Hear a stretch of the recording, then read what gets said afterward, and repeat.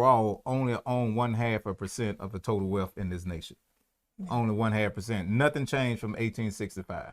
Nothing changed. It's still the same. 1.5%, right? No, it's a half of a half. It's a half of 1%.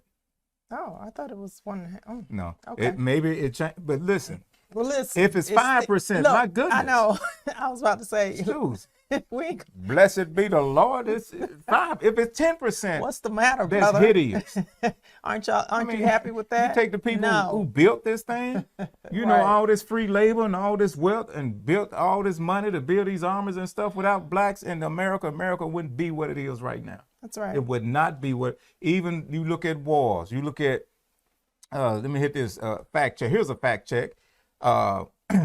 And look at wars, the Chinese, the Germans, you name all these different people that declared war against America got reparations. Not one black person have ever declared war against America, and they got the nerve to deny reparations. Right. See, right. that's why it can't.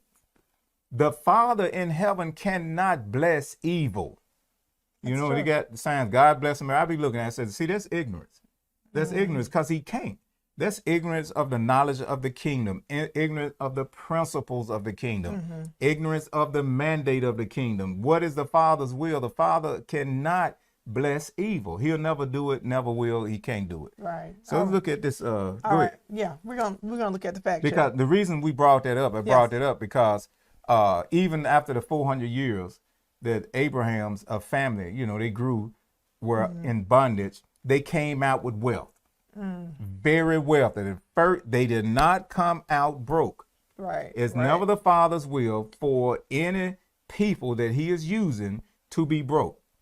So if you take away the wealth then and the resources, you can't carry out the mandate because you ain't got nothing to carry out. Yeah, Go ahead, man. I know yeah. you're going to say so.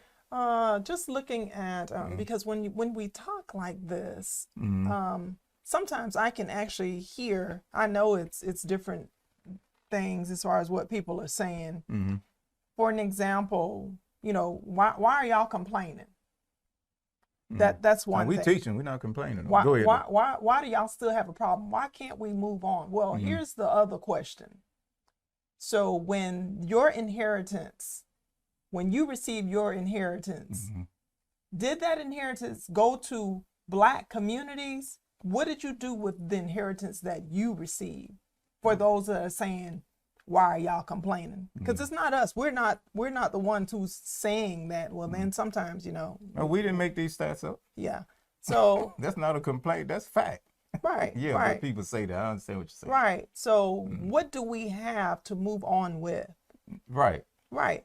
What did I inherit? As a matter of fact, as we go into history and learn about our history, it's a sad thing that we can't even trace back generations to generations, but I can have conversations with white people, Caucasian, whatever you want to say, and they can tell me generations all the way back, 12th generation. I mean, all the way back. Colonization. Yeah, but we're still trying to figure out where we came from. Yeah, we got to do DNA and everything else. Yeah.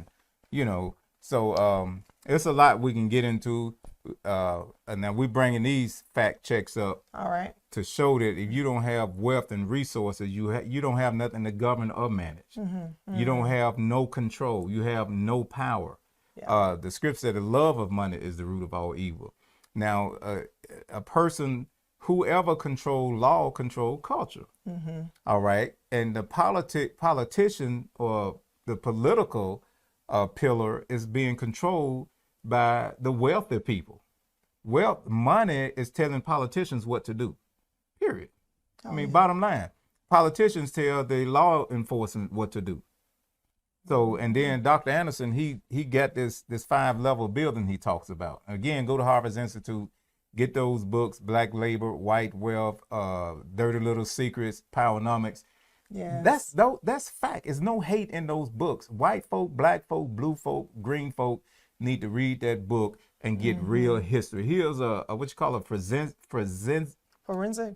historian. Yeah. And talking about black history, I don't know why they're not posting about Dr. Anderson. He's the only black man that ever got true history is not about meritorious manumission. That's right. why. The he inventors. and he got the only one got black judges appointed. The only one. He Yeah. quid pro quo. He did that. He ran the election and got President Carter elected. He was the only black to have done so many things, but you don't hear about him. Right. Right. But watch this on mainstream media. Millions of blacks, educated black people, know exactly who Claude Anderson is. Yes. You know, yes. just because you don't hear it on mainstream media, you don't hear it in Sunday morning sermons and stuff like that. So, what we got this fact check. Let's go to the tech. Let's go to this fact check. Okay, all right. A close examination of wealth in the United States find evidence of staggering racial disparities. At 171,000, the net worth of a typical white family is nearly 10 times greater than that of a black family, $17,150. And what it's saying is that that's the net worth of a white family, and then 17,000 of a black family in 2016. Gaps in wealth between black and white households revealed the effects of accumulated inequality and discrimination, as well as differences in power and opportunity that can be traced back to this nation's inception. The black-white wealth gap reflects a society that has not and does not afford equality of opportunity to all its citizens. Now, how can and people that say, "Why don't you get over it?" You tell me how, and get over what? And this stuff is right in your face. What you want me to get over? Ain't nothing to get over. It's right here. Right. We supposed to get over this, and it's still here. If it wasn't here, we can get over it. Exactly. If it wasn't the present, it wouldn't be the past. We wouldn't be talking about the past. We're not talking about the past. We're talking about the present. And see, the scripture said, always teach, Yeshua said, you always look at the cause of something. Go to the root of the matter. Until you get that root, it's going to continue to produce the fruit. And that is what's happening. And people are just flat out ignorant by choice. Yeah. It's no, because it's too much knowledge, you know. And people need to be educated, but people, they know what's going on. Right. Ain't nobody stupid. People know what's going on. And you'll hear this being said, and it's just some type of term that's being just to cover up something or cover up some ignorance, you know, and then use, you know, Christianity to back it up. You know, I had to bring that in. And we got another one that continue on. Now watch this right here. Read this right here. Efforts by Black Americans. Are we there, Tech? On this next one? Let's go. Efforts by Black Americans to build wealth can be traced back throughout American history. But these efforts have been impeded in a host of ways, beginning with 246 years of chattel slavery and followed by congressional mismanagement of the Freedmen's Savings Bank, which left 61,144 depositors with losses of nearly $3 million in 1874. So they actually stole the black folk money. Everything that was done to help black families, somebody got in it and got rid of it. Come on. The violent massacre disseminating Tulsa's Greenwood district in 1921, a population of 10,000 that thrived as the epicenter of African American business and culture, commonly referred to as Black Wall Street. Now, did this happen during slavery? Wait a minute. Is the end of this 1921? So this not doing slavery, Cletus. It depends on what you define as slavery. So it's not doing this, Cletus. This is after we were so-called the black families were, I'm gonna keep saying families, were made free. So every time the blacks made an effort to do something together, the devil came in and messed it up. The devil. Yeah. The devil. I mean, that's who was behind it. He's the thief. He's the killer. He's the destroyer. He bring destruction. And anybody who's tied to him is carrying out his assignment and his mandate versus carrying out the kingdom assignment and kingdom mandate. Yeah. And this stuff was condoned and organized by church leaders and church congregations. All right. Let's continue on reading this. And discriminatory policies throughout the 20th century, including the Jim Crow's era, black codes, strictly limiting opportunity in many southern states, the GI Bill, the New Deal's Fair Labor Standards Acts, exemption of domestic agriculture and service occupations, and redlining.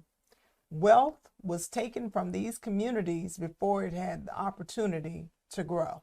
Wealth was taken from black families, black community before they could even grow.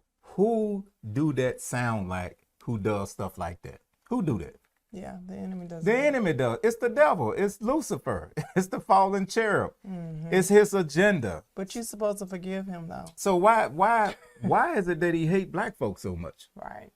I mean, he have a pure hellish hatred for black folk. Because he know that was the black face was the first man that was put on this earth. That's why he hate. And he didn't want that black face that he remembered how Adam looked. And people tried to tell me he was red and he was like no, quit lying. Genetics proved that he was black. And then